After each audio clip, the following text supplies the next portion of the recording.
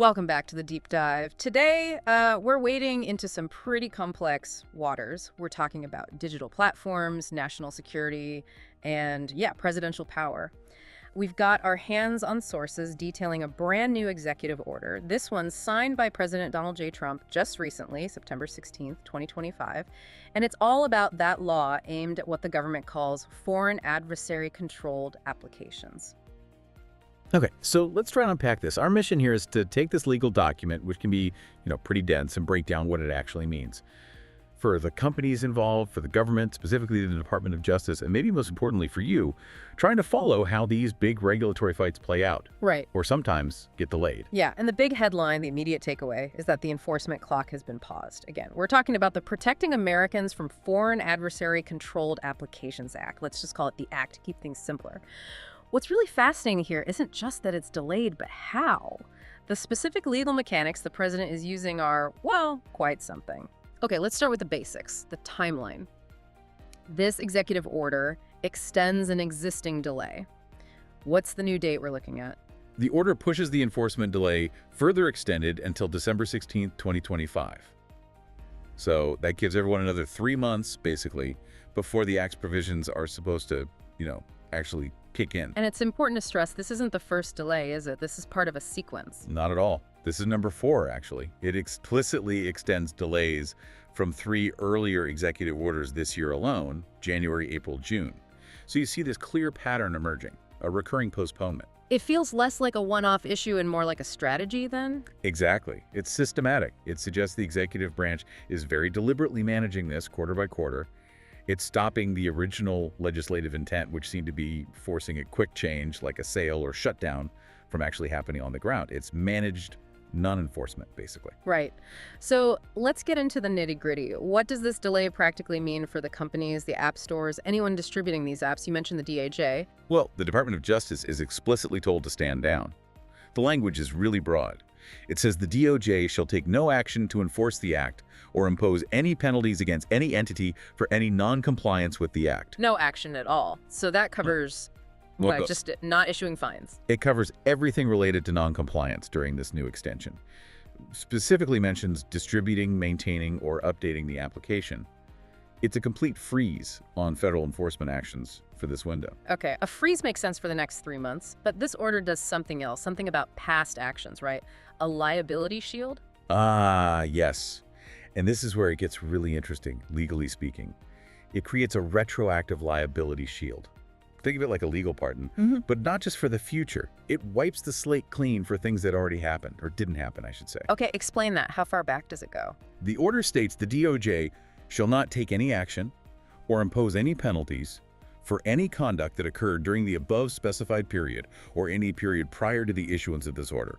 It specifically covers the time frame from January 19th, 2025, right up until this order was signed on September 16th, 2025. Wait, so for the entire 8 months, this act has technically been on the books, but repeatedly delayed? The order says nobody can be penalized for not complying during that whole time. That's exactly it. It retroactively removes any federal legal jeopardy for non-compliance since the whole process began. It's a very, very strong protection.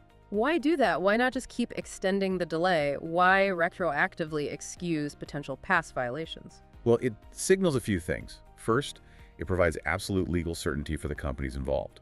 No lingering threat of massive fines for past conduct. Second, you could argue it clears the path, maybe for a sale, maybe for some other resolution. It removes legal baggage from the equation, potentially making a future deal cleaner. It shows the administration wants total control over how this resolves. So DOJ can't act now and can't act later about anything that happened before. That's quite the shield. Now, the order doesn't just tell the DOJ what not to do. It also requires the Attorney General to take some active steps, some paperwork. Yes, 2 specific things the AG has to issue. First is pretty standard, written guidance for DOJ staff, basically telling them how to implement this delay. Internal stuff. Okay, standard procedure. What's the second thing? The second one is much more unusual. Yeah. The AG has to further issue a letter to each provider. And this letter has to confirm 2 very specific points. 1, that there has been no violation of the statute, and 2, that there is no liability for anything they did or didn't do during these specified periods. Hold on. The AG has to send a letter saying you officially did not violate the law, not just we aren't prosecuting right now. Exactly. It's not just non-enforcement. It's an affirmative declaration from the government, in writing, stating that no violation occurred under the statute during that entire time. It provides an incredible level of legal certainty. It's quite rare to see this kind of specific positive confirmation in an enforcement delay order. That sounds like more than just pausing the clock. It's like rewinding it and saying the game was never even played for that period. That's a good way to put it. Yeah. It solidifies the legal position for these companies immensely. Okay, moving on from the companies and the DOJ, there's another layer here, Section 1D. This seems to get into a power struggle, doesn't it? Federal versus states. Absolutely. This section is all about asserting exclusive executive branch authority. The president is drawing a line. The argument is that because national security interests are at stake, and because the act itself gives investigation and enforcement power only to the U.S. Attorney General. Anyone else trying to enforce it is overstepping. Precisely. The order explicitly calls any attempted enforcement by the states or private parties an encroachment on the powers of the executive. Wow. So if a state, say California or Texas, tried to pass its own law restricting these apps, or if some citizen group tried to sue based on the federal act, this EO is basically telling them back off. That's the message. It's a clear assertion of federal preemption in this specific area, grounded in national security and the specific wording of the act vesting power in the AG. The administration wants to ensure it controls the process, not 50 different states or countless private lawsuits. Centralized control. But couldn't states challenge that? Argue it's federal overreach, maybe? Oh, almost certainly. That kind of federal-state tension is constant, and this order anticipates that fight. It doesn't just state the principle, it directs the Attorney General to actively fight back. The AG must exercise all available authority to preserve and defend the executive's exclusive authority to enforce the act. So it's not just a statement, it's a directive. If states try to jump in, the DOJ's job is to stop them legally. Correct. Using arguments of executive privilege, national security preemption, whatever tools are available, it's a mandate to defend that exclusive federal turf. That really underscores the administration's desire to keep this whole regulatory issue contained at the federal executive level. Okay, let's quickly cover the last part, Section 2. This looks like the standard legal boilerplate stuff. Yeah, mostly. It's the fine print you often see in these orders. It basically ensures a few things.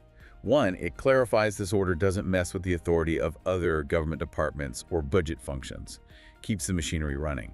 Two, it states implementation depends on having the money appropriated by Congress. Standard stuff. And crucially, it says this order doesn't create new rights for people to sue the government, right? Exactly. It explicitly says it does not create any new right or benefit enforceable in court against the U.S.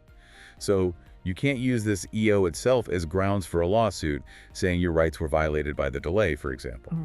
And it also notes the DOJ has to pay for publishing the order in the Federal Register. Just administrative details. Okay, standard housekeeping then. So let's pull all these threads together. What's the big picture here? We have another delay, pushing enforcement to December 16th. We have this incredibly strong retroactive legal shield protecting companies from past non-compliance. And we have very forceful assertion that only the federal executive branch gets to decide how and when this law is enforced, blocking states and private parties. That sums it up well. When you connect those dots, the multiple extensions, the really comprehensive legal immunity, the shutting down of other potential enforcement paths, it sends a strong signal.